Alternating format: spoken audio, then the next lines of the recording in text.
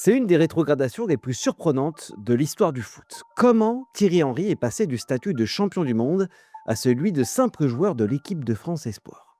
Été 98, Thierry Henry a 20 ans et avec David Trezeguet, il incarne l'insouciance et le talent des nouveaux champions du monde. Révélation du premier tour, il inscrit 3 buts durant le mondial et auréolé de ce nouveau titre, de ce nouveau statut de star, sa cote grimpe en flèche.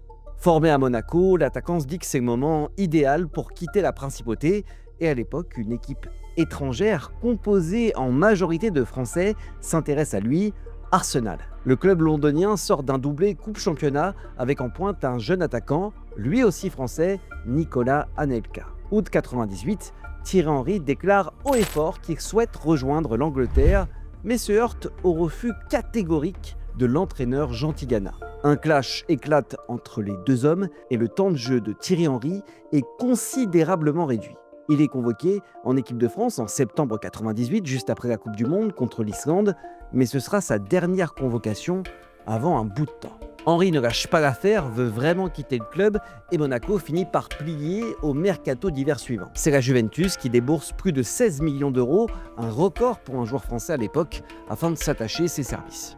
Henry arrive donc dans une Juve immense, mais une Juve en crise. Le club est 9e du championnat et Marcelo Lippi, celui qui l'a recruté, démissionne 3 matchs après son arrivée. Il est remplacé par Carlo Ancelotti. Tous ces événements perturbent la progression du Français. Il est trimballé à tous les postes, milieu gauche, second attaquant, en pointe. Les systèmes changent souvent. Bref, ça prend pas. Seul éclairci, un doublé contre la Lazio, qui est alors leader du championnat. Mais c'est loin d'être un déclic. En plus de ça, Henry ne peut pas jouer la Ligue des Champions avec la Juve puisqu'il n'est pas inscrit sur la liste des joueurs pouvant y participer.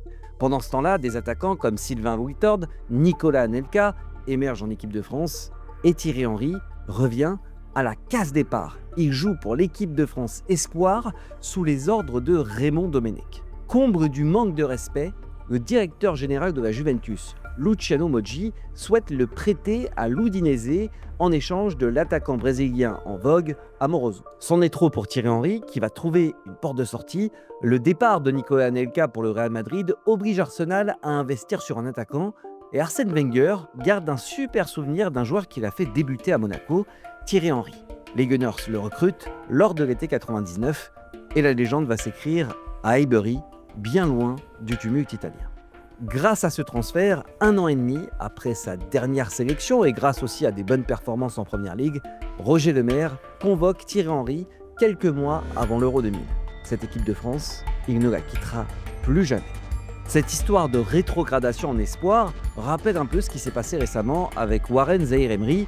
Après des mois difficiles au PSG, il a retrouvé l'équipe de France, il est convoqué pour la prochaine Coupe du Monde. Espérons le même futur que Thierry Henry pour le Titi parisien. Thierry Henry qui sera une source d'inspiration pour un autre monégasque, lui aussi formé sur le rocher, Kylian Mbappé, que tu peux retrouver sur FIFA+, dans la série des plus grands buteurs de la Coupe du Monde. Golden Boots, c'est gratuit, c'est sur FIFA+, dispo sur DAZN.